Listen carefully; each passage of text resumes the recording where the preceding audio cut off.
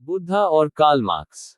The committee found three different typed copies of an essay on Buddha and Karl Marx in loose sheets, two of which have corrections in the author's own handwriting. After scrutinizing these, this essay is compiled incorporating the corrections. The essay is divided into subtopics as shown below. Introduction. 1. The Creed of the Buddha. 2. The original creed of Karl Marx. 3.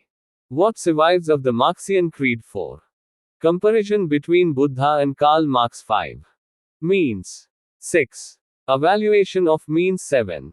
Whose means are more efficacious? 8. Withering away of the state. Editors. Z. Ambedkar, Volume 3, Volume 304. Ind MKSJ plus yes, the 28th of October 2013 greater than yes greater than 9, 12, 2013, 441. Chapter 18 Buddha or Karl Marx. A comparison between Karl Marx and Buddha may be regarded as a joke. There need be no surprise in this. Marx and Buddha are divided by 2381 years. Buddha was born in 563 BC and Karl Marx in 1818 AD. Karl Marx is supposed to be the architect of a new ideology polity, a new economic system. The Buddha, on the other hand, is believed to be no more than the founder of a religion which has no relation to politics or economics. The heading of this essay, Buddha or Karl Marx, which suggests either a comparison or a contrast between two such personalities divided by such a lengthy span of time and occupied with different fields of thought, is sure to sound odd. The Marxists may easily laugh at it and may ridicule the very idea of treating Marx and Buddha on the same level. Marx so modern and Buddha so ancient. The Marxists may say that the Buddha is compared to their master must be just primitive. What comparison can there be between two such persons? What could a Marxist learn from the Buddha? What can Buddha teach a Marxist? Nonetheless, a comparison between the two is attractive and instructive. Having read both and being interested in the ideology of both, a comparison between them just forces itself on me. If the Marxists keep back their prejudices and study the Buddha and understand what he stood for, I feel sure that they will change their attitude. It is of course too much to expect that having been determined to scoff at the Buddha, they will remain to pray. But this much can be said, that they will realize that there is something in the Buddha's teachings which is worth their while to take note of. I. The Creed of the Buddha. The Buddha is generally associated with the doctrine of ahimsa. That is taken to be the be-all and end-all of his teachings. Hardly anyone knows that what the Buddha taught is something very vast, far beyond ahimsa. It is therefore necessary to set out in detail his tenets. I enumerate them below as I have understood them from my reading of the Tripitaka. 442 Drive. Babasaheb Ambedkar, Writings and Speeches. Z. Ambedkar, Volume 3, Volume 304. Ind MKSJ plus yes, the 28th of October 2013 greater than yes greater than 9, 12, 2013, 442. 1. Religion is necessary for a free society. 2. Not every religion is worth having. 3. Religion must relate to facts of life and not to theories and speculations about God, or soul, or heaven, or earth. 4. It is wrong to make God the center of religion. 5. It is wrong to make salvation of the soul as the center of religion. 6. It is wrong to make animal sacrifices to be the center of religion. 7. Real religion lives in the heart of man and not in the Shastras. 8. Man and morality must be the center of religion. If not, religion is a cruel superstition. 9.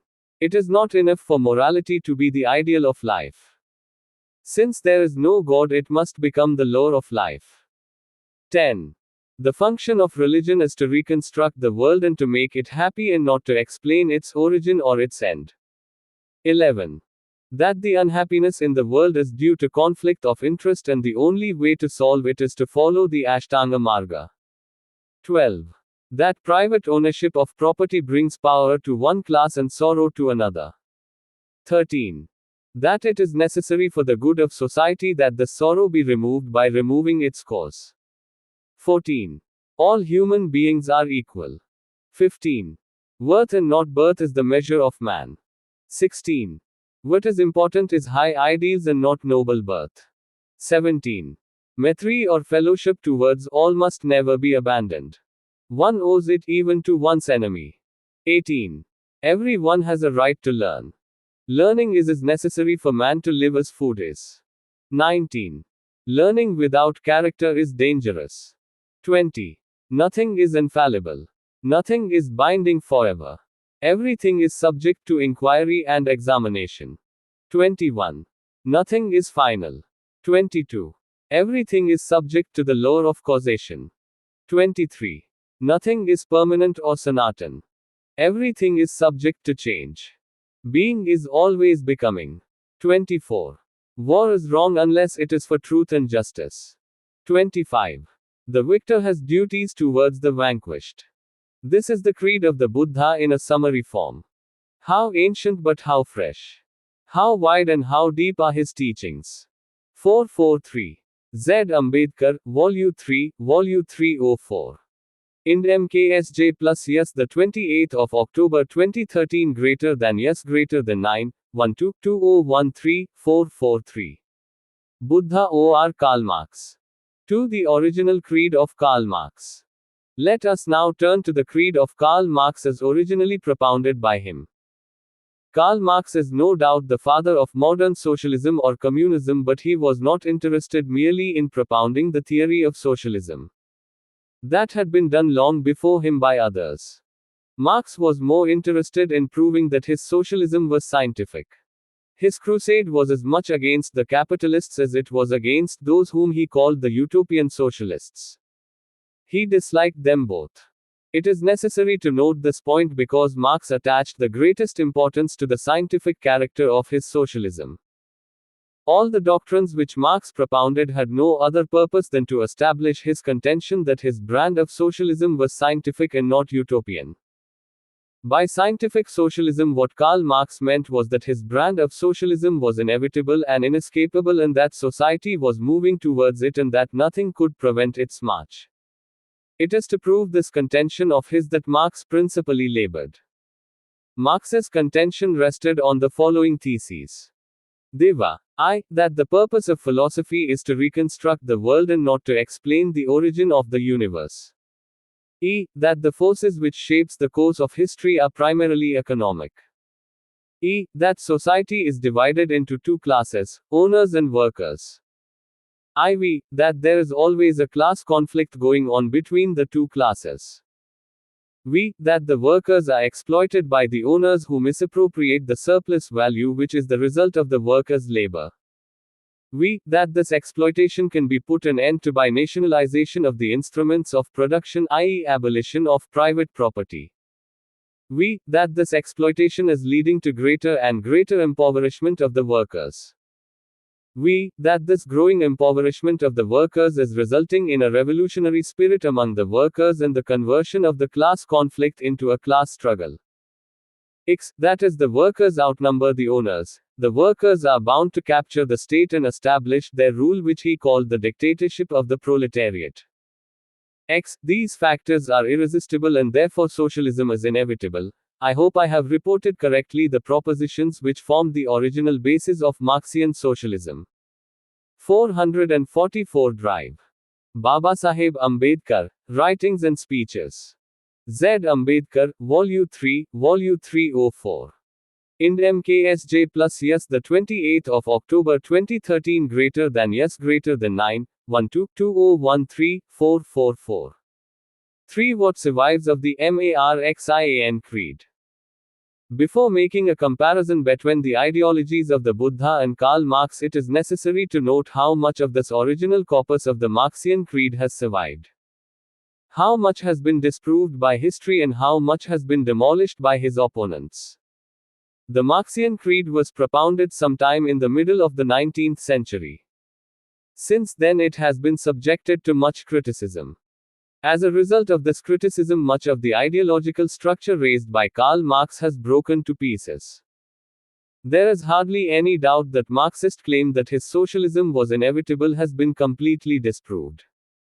The dictatorship of the proletariat was first established in 1917 in one country after a period of something like 70 years after the publication of his Das Kapital, The Gospel of Socialism. Even when the communism, which is another name for the dictatorship of the proletariat, came to Russia, it did not come as something inevitable without any kind of human effort. There was a revolution and much deliberate planning had to be done with a lot of violence and bloodshed, before it could step into Russia.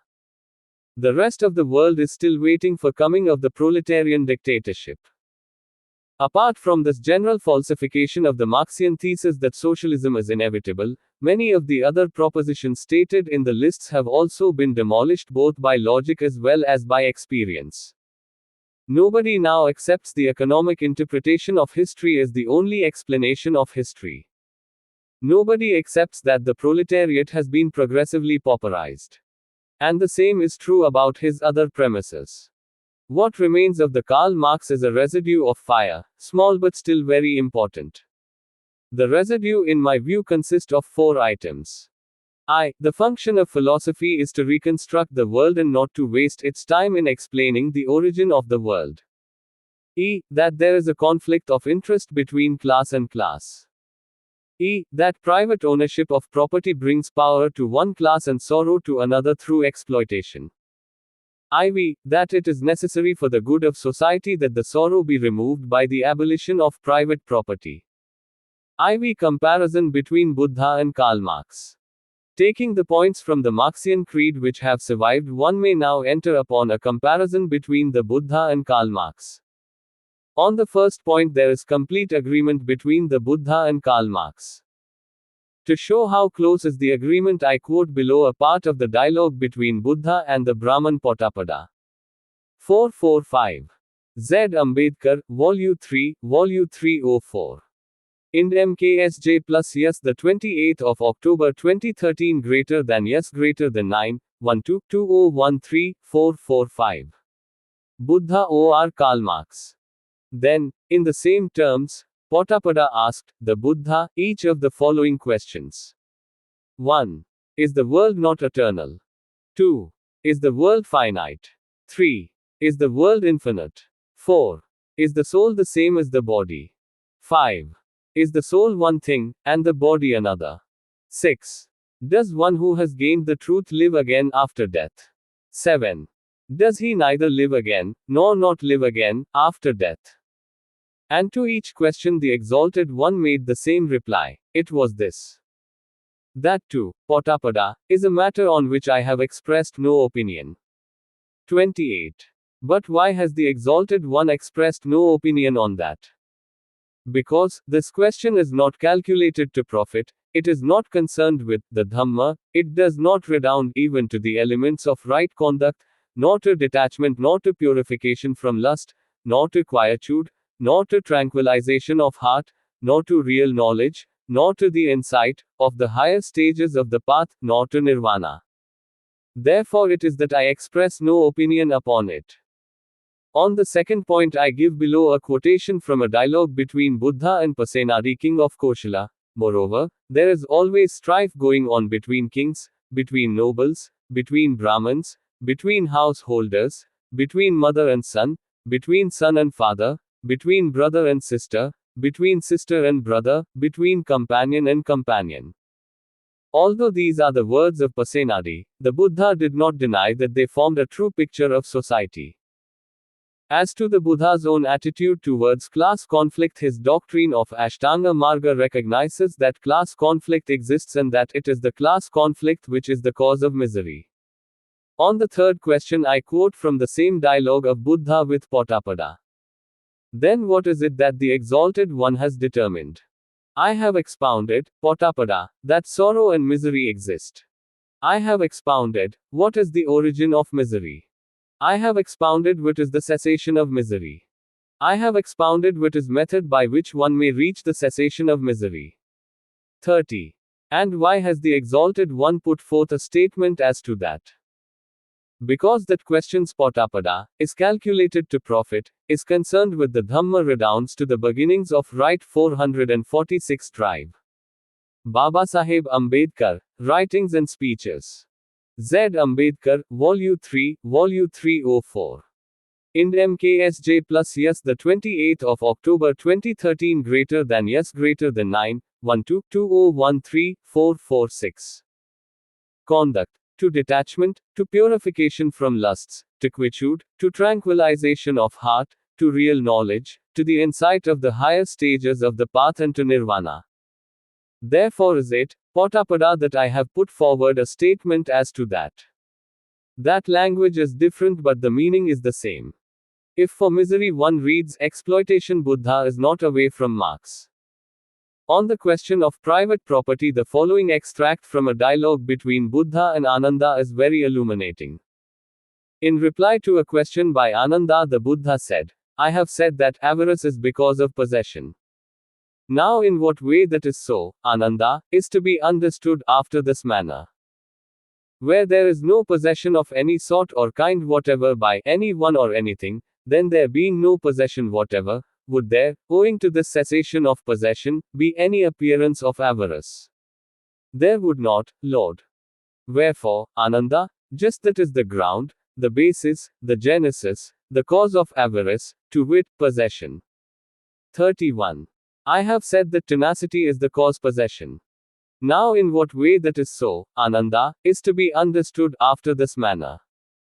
Were there no tenacity of any sort or kind whatever shown by any one with respect to anything, then there being whatever, would there, owing to the cessation of tenacity, be any appearance of possession?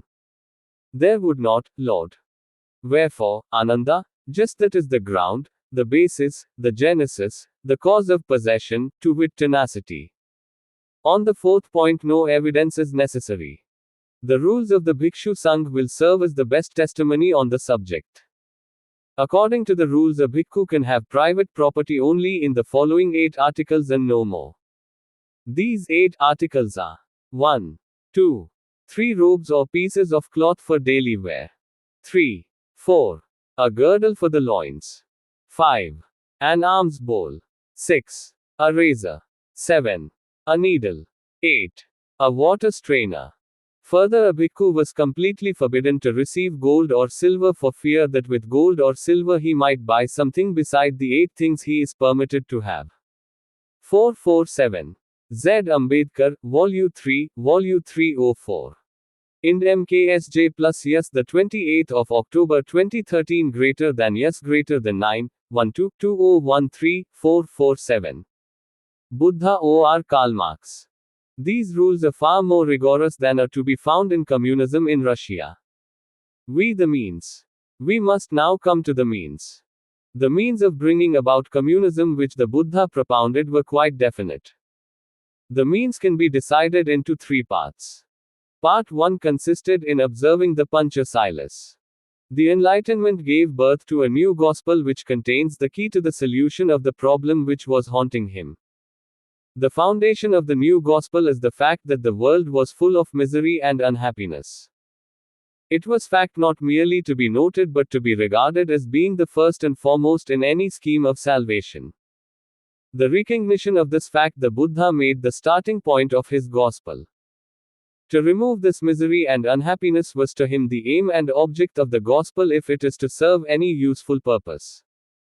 Asking what could be the causes of this misery, the Buddha found that there could be only 2.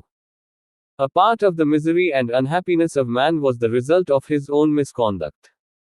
To remove this cause of misery, he preached the practice of Panch Sila. The Panch Sila comprised the following observations. 1. To abstain from destroying or causing destruction of any living thing. 2. To abstain from stealing, i.e., acquiring or keeping by fraud or violence, the property of another. 3. To abstain from telling untruth. 4. To abstain from lust. 5. To abstain from intoxicating drinks. A part of the misery and unhappiness in the world was, according to the Buddha, the result of man's inequity towards man. How was this inequity to be removed? For the removal of man's inequity towards man, the Buddha prescribed the Noble Eightfold Path. The elements of the Noble Eightfold Path are L. Right views, i.e., freedom from superstition. 2. Right aims, high and worthy of the intelligent and earnest men. 3. Right speech, i.e., kindly, open, truthful. 4. Right conduct, i.e., peaceful, honest, and pure. 5. Right livelihood, i.e., causing hurt or injury to no living being. 6. Right perseverance in all the other 7. 7. Right mindfulness, i.e., with a watchful and active mind. And 8. Right contemplation, i.e., earnest thought on the deep mysteries of life. 448 Drive. Babasaheb Ambedkar, Writings and Speeches. Z. Ambedkar, Volume 3, Volume 304.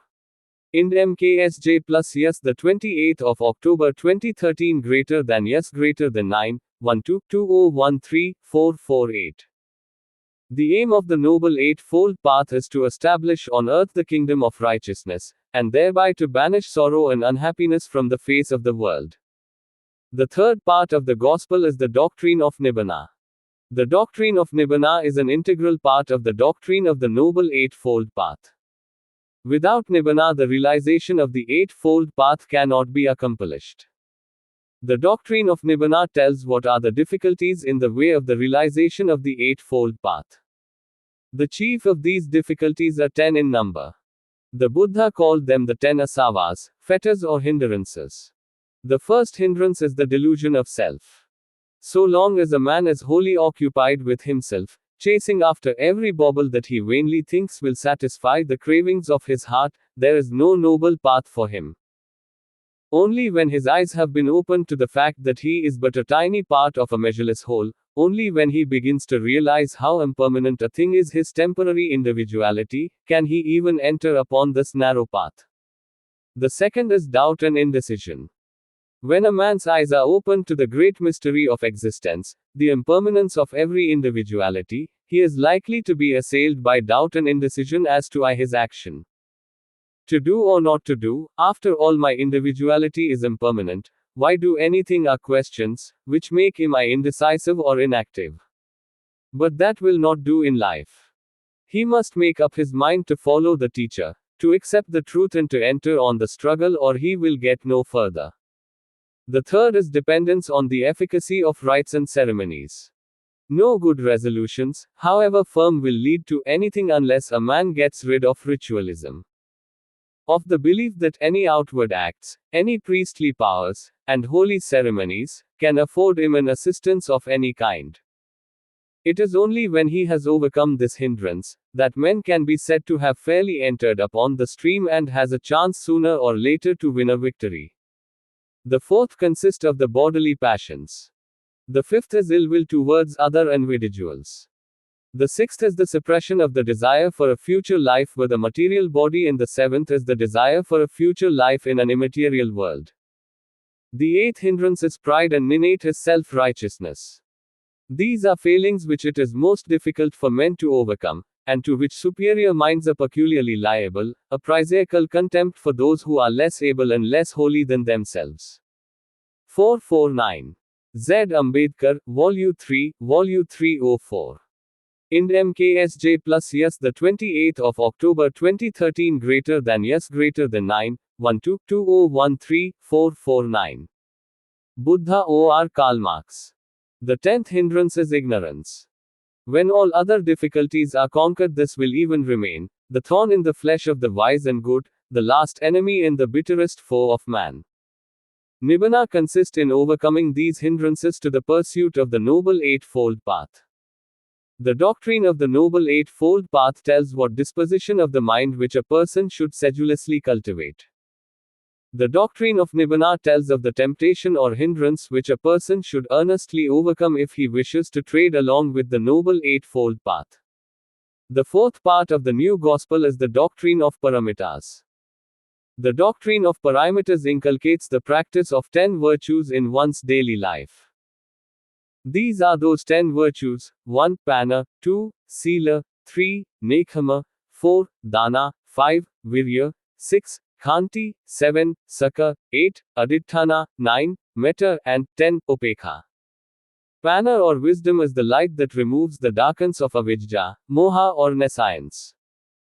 The Pana requires that one must get all his doubts removed by questioning those wiser than himself, Associate with the wise and cultivate the different arts and sciences which help to develop the mind.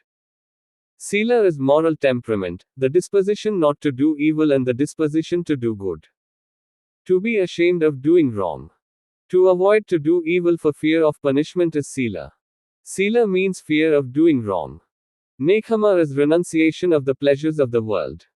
Dana means the giving of one's possessions, blood and limbs and even one's life for the good of the others without expecting anything in return. Virya is right endeavor. It is doing with all your might with thought never turning back, whatever you have undertaken to do. Khanti is forbearance.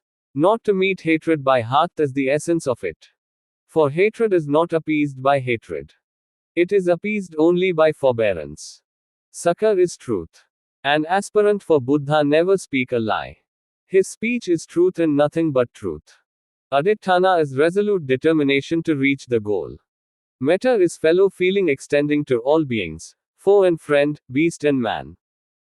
Upekha is detachment is distinguished from indifference. It is a state of mind where there is neither like nor dislike. Remaining unmoved by the result and yet engaged in the pursuit of it. 450 Drive. Babasaheb Ambedkar, Writings and Speeches. Z. Ambedkar, Volume 3, Volume 304. Ind MKSJ plus yes, the 28th of October 2013 greater than yes greater than 9, 12, 2013, 450. These virtues one must practice to his utmost capacity. That is why they are called paramitas, states of perfection. Such is the gospel the Buddha enunciated as a result of his enlightenment to end the sorrow and misery in the world. It is clear that the means adopted by the Buddha were to convert a man by changing his moral disposition to follow the path voluntarily. The means adopted by the communists are equally clear, short and swift. They are 1. Violence and 2. Dictatorship of the proletariat. The communists say that there are the only two means of establishing communism. The first is violence. Nothing short of it will suffice to break up the existing system. The other is dictatorship of the proletariat. Nothing short of it will suffice to continue the new system. It is now clear what are the similarities and differences between Buddha and Karl Marx. The differences are about the means. The end is common to both. Evaluation of means. We must now turn to the evaluation of means. We must ask whose means are superior and lasting in the long run. There are, however, some misunderstandings on both sides. It is necessary to clear them up. Take violence. As to violence, there are many people who seem to shiver at the very thought of it. But this is only a sentiment. Violence cannot be altogether dispensed with. Even in non-communist countries, a murderer is hanged. Does not hanging amount to violence? Non-communist countries go to war with non-communist countries. Millions of people are killed. Is this no violence? If a murderer can be killed, because he has killed a citizen, if a soldier can be killed in war because he belongs to a hostile nation, why cannot a property owner be killed if his ownership leads to misery for the rest of humanity?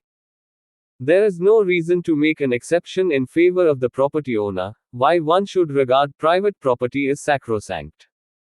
The Buddha was against violence. But he was also in favor of justice, and where justice required, he permitted the use of force.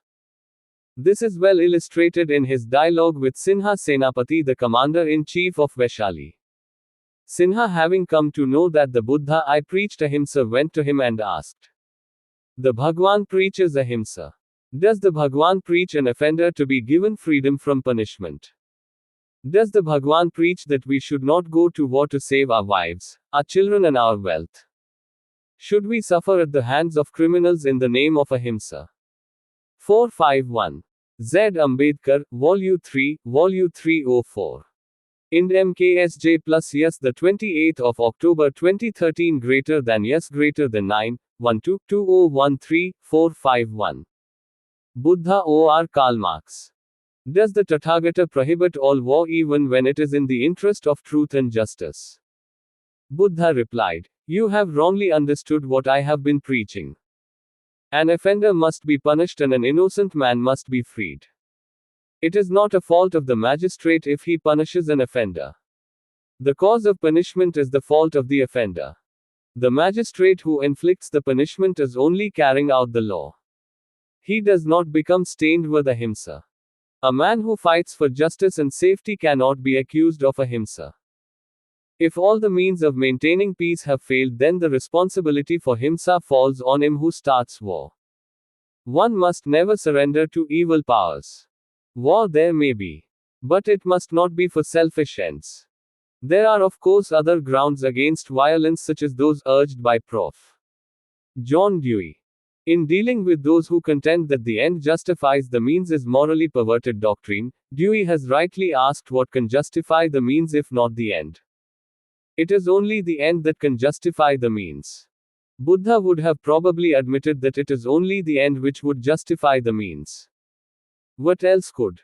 And he would have said that if the end justified violence, violence was a legitimate means for the end in view. He certainly would not have exempted property owners from force if force was the only means for that end. As we shall see, his means for the end were different. As Prof. Dewey has pointed out that violence is only another name for the use of force, and although force must be used for creative purposes, a distinction between use of force as energy and use of force as violence needs to be made. The achievement of an end involves the destruction of many other ends which are integral with the one that is sought to be destroyed. Use of force must be so regulated that it should save as many ends as possible in destroying the evil one.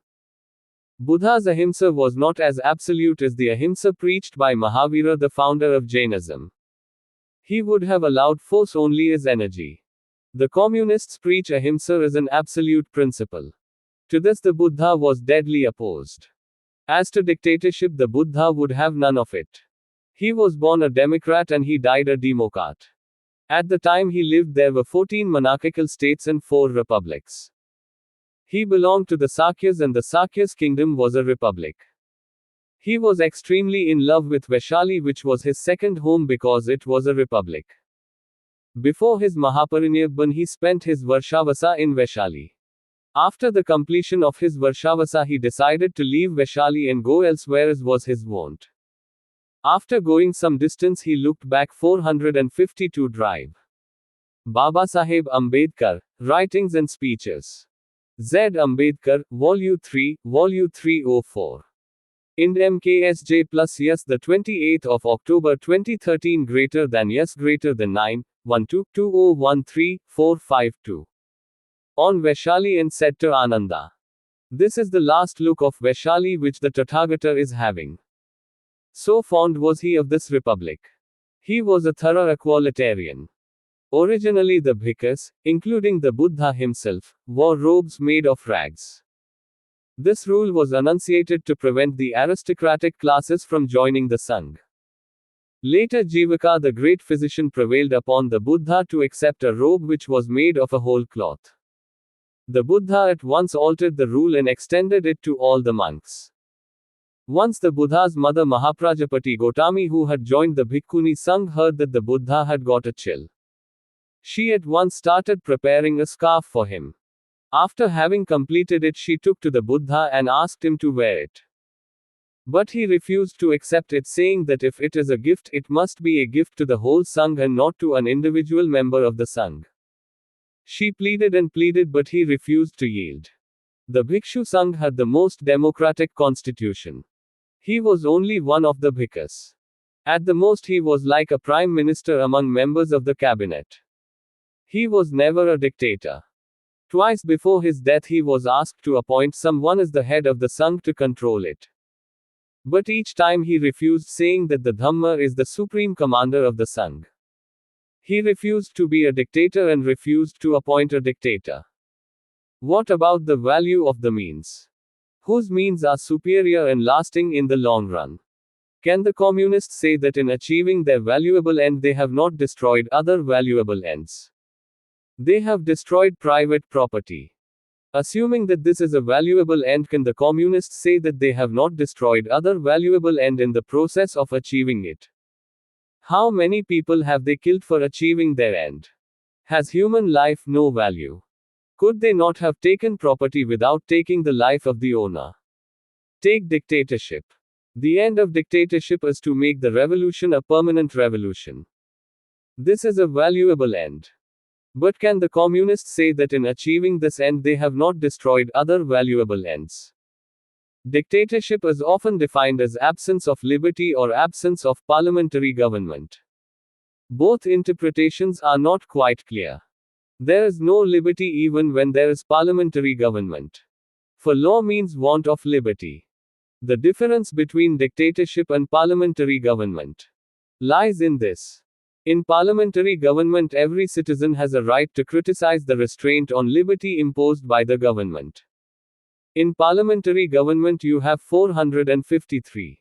Z. Ambedkar, Volume 3, Volume 304.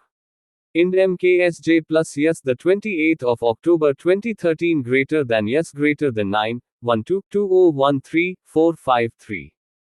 Buddha or Karl Marx. A duty and a right. The duty to obey the law and right to criticize it. In dictatorship, you have only duty to obey but no right to criticize it. 7. Whose means are more efficacious? We must now consider whose means are more lasting. One has to choose between government by force and government by moral disposition. As Burke has said, force cannot be a lasting means. In his speech on conciliation with America, he uttered this memorable warning. First, sir, permit me to observe that the use of force alone is but temporary. It may subdue for a moment, but it does not remove the necessity of subduing again. And a nation is not governed which is perpetually to be conquered. My next objection is its uncertainty. Terror is not always the effect of force, and an armament is not a victory. If you do not succeed, you are without resource, for, conciliation failing, force remains. But force failing, no further hope of reconciliation is left. Power and authority are sometimes bought by kindness. But they can never be begged as alms by an impoverished and defeated violence. A further objection to force is that you impair the object by your very endeavours to preserve it. The thing you fought for is the thing which you recover, but depreciated, sunk, wasted and consumed in the contest. In a sermon addressed to the Bhikkhus, the Buddha has shown the difference between the rule by righteousness and rule by law, i.e. force. Addressing the brethren, he said, long ago, brethren, there was sovereign overlord named Strongtire, a king ruling in righteousness, lord of the four quarters of the earth, conqueror, the protector of his people. He was the possessor of the celestial wheel. He lived in supremacy over this earth to its ocean bounds, having conquered it, not by the courage, not by the sword, but by righteousness. 3. Now, brethren, after many years, after many hundred years, after Manu 1,000 years, King Strongtire commanded a certain man, saying, Thou shouldest see. Sir, the celestial wheel has sunk a little, has slipped down from its place, bring me word. Now after many hundred years had slipped down from its place, on seeing this he went to King Strongtire and said, No, sire, for a truth that the celestial wheel has sunk, has slipped down from its place. 454 Drive. Babasaheb Ambedkar, Writings and Speeches. Z. Ambedkar, Volume 3, Volume 304. Ind MKSJ plus yes, the 28th of October 2013 greater than yes greater than 9, 12, 2013, 454. The king Strongtire, brethren, let the prince his eldest son be sent for and spake thus, Behold, dear boy, my celestial wheel has sunk a little, has slipped down from its place. Now it has been told me, if the celestial wheel of a wheel-turning king shall sink down, shall slip down from its place, that king has not much longer to live. I have had my fill of human pleasures. It's time to seek after divine joys. Come, dear boy, take thou charge over this earth bounded by the ocean. But I, shaving hair and beard, and donning yellow robes, will go forth from home into the homeless state. So, brethren, King Strongtire, having in due form established his eldest son on the throne, shaved hair and beard, donned yellow robes and went forth from home into homeless state. But on the seventh day after the royal hermit had gone forth, the celestial wheel disappeared. 4. Then a certain man went to the king, and told him, saying, Know, O king, for a truth, that the celestial wheel has disappeared. Then that king, brethren, was grieved thereat and afflicted with sorrow. And he went to the royal hermit, and told him, saying, Know, sire, for a truth, that the celestial wheel has disappeared. And the anointed king so saying, the royal hermit made reply, Grieve thou not, dear son, that the celestial wheel has disappeared, nor be afflicted that the celestial wheel has disappeared. For no paternal heritage of thine, dear son, is the celestial wheel. But verily, dear son, turn thou in the Aryan turning of the wheel turners. Act up to the noble ideal of duty set before themselves by the true sovereigns of the world. Then it may well be that if thou carry out the Aryan duty of a wheel turning monarch, and on the feast of the moon thou wilt with bathed head to keep the feast on the chief upper terrace, to the celestial wheel will manifest itself with its 1,000 spokes, its tire, navel, and all its part complete. 5. But what, sire, is this Arya duty of a wheel turning monarch? This, dear son, that thou, leaning on the norm, the lore of truth and righteousness, honoring, respecting, and revering it, doing homage to it, hallowing it, being thyself a norm banner, a norm signal, having the norm as thy master, shouldest provide the right watch, ward, and protection for thine own folk, for the army, for the nobles, for vassals, for Brahmins and householders, for town and country dwellers, for the religious world, and for beasts and birds. Throughout thy kingdom let no wrongdoing prevail. And whosoever in thy kingdom is poor, to him let wealth be given. And when, dear son, in thy kingdom men of religious life, renouncing the carelessness arising from intoxication of the senses, and 455. Z. Ambedkar, Volume 3, Volume 304. Ind MKSJ plus yes, the 28th of October 2013 greater than yes greater than 9, 12, 2013, 455. Buddha or Karl Marx. Devoted to forbearance and sympathy, each mastering self, each claiming self, each protecting self, shall come to thee from time to time, and question thee concerning what is good and what is bad, what is criminal and what is not, what is to be done and what is to be left undone, what line of action will in the long run work for weal or for woe. Thou shouldest hear what they have to say, and thou shouldest deter them from evil, and bid them take up what is good. This, dear son, is the Aryan duty of a sovereign of the world. Even so, sire, answered the anointed king, and obeying, carried out the Aryan duty of a sovereign lord. To him, thus behaving, when on the feast of the full moon he had gone in the observance with bathed head to the chief upper terrace, the celestial wheel revealed itself, with its 1,000 spokes, its tire, its navel, and all its part complete. And seeing this is occurred to the king, it has been told me that a king to whom on such an occasion the celestial wheel reveals itself completely, becomes a wheel-turning monarch. May I also become a sovereign of the world. 6. Then, brethren, the king arose from his seat and uncovering his robe from one shoulder, took in his left hand a pitcher, and with his right hand sprinkled up over the celestial wheel, saying, Roll onward, O Lord wheel. Go forth and overcome, O Lord wheel. Then, brethren, the celestial wheel rolled onwards towards the region of the east, and after it went the wheel-turning king, and with him his army, horses and chariots and elephants and men. And in whatever place, brethren, the wheel stopped, there the king, the victorious warlord, took up his abode, and with him his fourfold army. Then the rival kings in the region of the east came to the sovereign king and said, Come, O mighty king. Welcome, O mighty king. All is thine, O mighty king. Teach us, O mighty king. The king, the sovereign warlord, spake thus, Ye shall slay no living thing. Ye shall not take that which has not been given. Ye shall not act wrongly touching bodily desires. Ye shall speak no lie. Ye shall drink no maddening drink. Enjoy your possessions as you have been wont to do. 7. Then, brethren, the celestial wheel, plunging down to the eastern ocean, rose up out again, and rolled onwards to the region of the south. And there all happened as had happened in the east. And in like manner the celestial wheel, plunging into southern ocean, rose up out again and rolled onward to the region of the west and of the north. And there too happened as had happened in the southern and west. 456 Drive. Babasaheb Ambedkar, Writings and Speeches. Z. Ambedkar, Volume 3, Volume 304. Ind MKSJ plus yes, the 28th of October 2013 greater than yes greater than 9, 122013 Then when the celestial wheel had gone forth conquering over the whole earth to its ocean boundary, it returned to the royal city, and stood, so that one might think it fixed, in front of the judgment hall at entrance to the inner apartments of the king, the wheel turner, lighting up with its glory the facade of the inner apartments of the king, the sovereign of the world.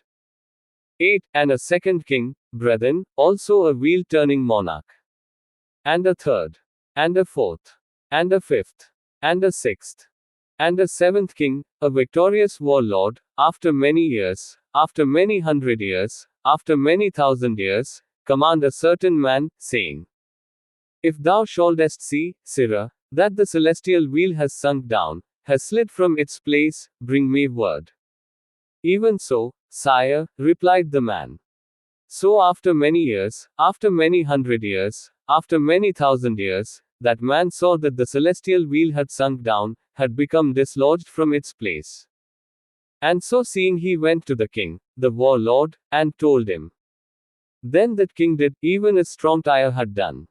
And on the seventh day after the royal hermit had gone forth the celestial wheel disappeared. Then a certain man went and told the king. Then the king was grieved at the disappearance of the wheel, and afflicted with grief. But he did not go to the hermit king to ask concerning the Aryan duty of sovereign warlord. But his own ideas, forsooth, he governed his people. And they so governed differently from what they had been, did not prosper as they used to do under former kings who had carried out the Aryan duty of a sovereign king. Then, brethren, the ministers and courtiers, the finance officials, the guards and doorkeepers and they who lived by sacred verses came to the king and spake thus. Thy people, O king, whilst thou governest them by thine own ideas, differently from the way to which they were used when former kings were carrying out the Aryan duty, prosper not. Now there are in thy kingdom ministers and courtiers, finance officers, guards and custodians, and they who live by sacred verses, both all of us and others, who keep the knowledge of the Aryan duty of the sovereign king. Lo, O king, do thou ask us concerning it. To thee thus asking will we declare it. 9.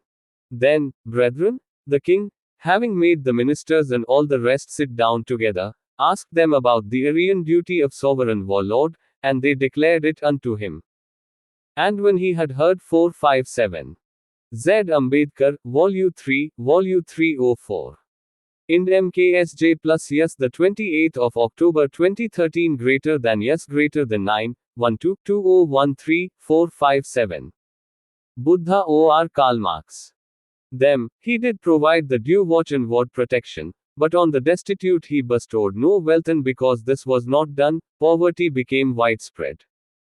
When poverty was thus become rife, a certain man took that which others had not given him, what people call by theft. Him they caught, and brought before the king, saying, This man, O king, has taken that which was not given to him, and that is theft. Thereupon the king spake thus to the man. Is it true, Sirrah, that thou hast taken what no man gave thee, hast committed what men call theft? It is true, O king. But why? O king, I have nothing to keep me alive.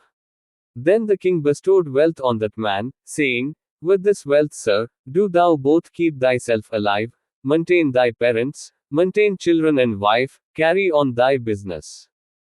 Even so, O king, replied the man. 10. Now another man, brethren, took by theft what was not given him. Him they caught and brought before the king and told him, saying, This man, O king, hath taken by theft what was not given him. And the king spoken and done to the former